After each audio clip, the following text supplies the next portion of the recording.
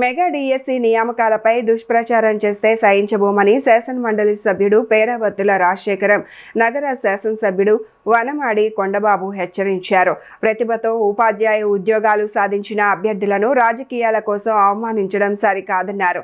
ఈ మేరకు నిర్వహించిన సమావేశంలో పలు కీలక వ్యాఖ్యలు చేశారు. ఉపాధ్యాయ వృత్తిలోకి కష్టపడి ప్రతిభ ఆధారంగా అడుగుపెట్టిన వారిని రాజకీయ కోణంలో అవమానిస్తే సహించేది లేదని శాసనమండలి సభ్యుడు పేరావత్తుల రాజశేఖరం నగర శాసనసభ్యుడు వనమాడి కొండబాబు స్పష్టం చేశారు.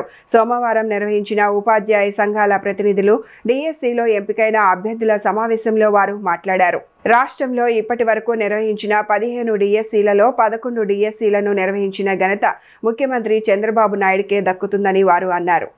ఒక ప్రెస్ మీట్ పెట్టి ఇందులో ఏమైనా అవకతవకలు జరిగితే నేను ఛాలెంజ్ చేస్తున్నాను, చర్చకి రమ్మని కోరడం కూడా జరిగిందని కూడా ఈ సందర్భంగా తెలియజేస్తాను. దానిపైన ఎవరు కూడా చర్చకి వెళ్ళలేదు. ఇంతవరకు మేము వస్తామని కూడా చెప్పలేదు. ఎవరు కూడా ఏదైతే దుష్ప్రచారం చేస్తున్నారో ఒక్కరు కూడా ముందుకు వచ్చి ఇప్పటి వరకు చెప్పలేదు.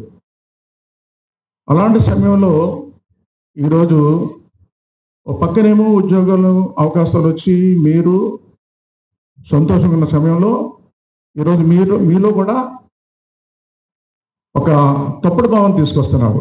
అర్హత లేని వాళ్ళకి ఉద్యోగాలు ఇచ్చారన్నట్టుగా మాట్లాడుతున్నారు. అది మిమ్మల్ని కించపరిచినట్టు. అదే సమయంలో ఎవరికైతే ఇంకా రాకుండా ఉన్నవాళ్ళు వాళ్ళు ఏంటంటే మనకు రాకుండా వేరే వాళ్ళకి ఇచ్చేసారమన్న భావన వాళ్ళు కలిగిస్తున్నారు. చూడండి, అలాంటి సమయంలో ఈరోజు ఈ రాష్ట్రంలో ఉండే ఉద్యోగ సంఘాల నాయకులు ఇప్పుడే వేదిక మీద ఉన్నారు. ఈ ఉద్యోగ సంఘ నాయకులు అలాగే ఉద్యోగం పొందిన వారు కూడా మేము కూడా ఒకసారి ఈ ప్రభుత్వంతో చర్చలో పాల్గొవాలని చెప్పి ఈరోజు మన జిల్లాలో కొంతమంది అభిప్రాయంతో ఈ రోజున నాయకుల అభిప్రాయం, మీ అభిప్రాయంతో ఈరోజు ఒక వేదిక ఏర్పాటు చేసుకోవాలని ఈరోజు ఈ వేదిక ఏర్పాటు చేసుకోవడం జరిగింది. ఈరోజు దానికి పట్టుబద్దల ఎమ్మెల్సీగా మొన్ననే మీరందరూ ఓట్లేసి నెగ్గించారు. అత్యధిక మెజార్టీతో, మామూలు మెజార్టీ కాదు, అత్యధిక మెజార్టీతో నెగ్గించారు. రాజశేఖర్ గారు సారథ్యం వహించారు. ఈ రోజున దీని మీద చర్చ జరగాలి అని ఒక చర్చా వేదిక కింద ఏర్పాటు చేసుకోవడం జరిగింది. రాజశేఖరు, అదే వేదిక మీద ఉన్నటువంటి మన రవి, ఇంకా చాలా మంది పెద్దలు ఉన్నారు, మాట్లాడారు. వారికి ఈరోజు మీ అందరూ కూడా ముందుగా ఈ కూటమి ప్రభుత్వం తరఫున, ముఖ్యమంత్రి చంద్రబాబు తరఫున కృతజ్ఞతలు తెలియజేస్తాను కూడా సందర్భంగా తెలియజేస్తున్నాను. ముందుగా మనం అందరం రవి గారు మాట్లాడుతూ హెచ్ఎంఓషన్ అధ్యక్షులు వారు ఎన్టీ రామారావు గారి గురించి చెప్పారు.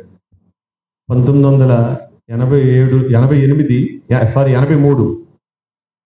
ఆ రోజుల్లోనే ఎన్టీ రామారావు గారు బతకలేని బడుపంతుల నుంచి మరి ఈరోజు సమాజంలో ఒక గౌరవప్రదమైన స్థానాన్ని తీసుకొచ్చింది ఘనత ఆయనకే చెప్పుకోవాలి. మన అందరం బతకని వచ్చిన బడుపంతులు.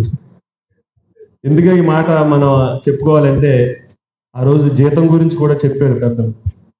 399 రూపాయలు 98.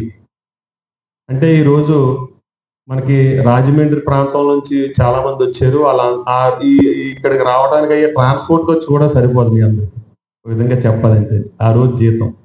మరి అలాంటిది రీగ్రూపింగ్ స్కేల్ విధానం ఆ రోజు మీరందరూ చాలా మంది నాకు తెలిసింది పుట్టి ఉండరు. మీరు 83 నాటి ఆయన తెలుసుకోవాలి. ఆ రోజు ఆ జీతం నుంచి ఈ రోజు మీరు ఈ స్కేల్ తీసుకుంటున్నారంటే సామాన్యుడు నుంచి, ఎందుకంటే ఈరోజు సాఫ్ట్వేర్ ఉద్యోగుడికి ఎంత జీతం వస్తుందో అంత జీతం వస్తుందంటే ఆయన ఆ రోజు ప్రవేశపెట్టిన విధానం, ఆయన పెట్టిన విధానం. అదే పరంపర చంద్రబాబు నాయుడు గారు ముఖ్యమంత్రిగా కౌన్సిలింగ్ విధానం పెట్టడం కానీ, గురువు స్థానంలో ఉన్న వ్యక్తులు ఎవరి దగ్గరికి వెళ్ళకూడదు, యాచించకూడదు, రికమెండేషన్ చేయకూడదు, మీరు గౌరవప్రదమైన స్థానంలో ఉండాలి అనే ఉద్దేశంతో కౌన్సిలింగ్ విధానం పెట్టి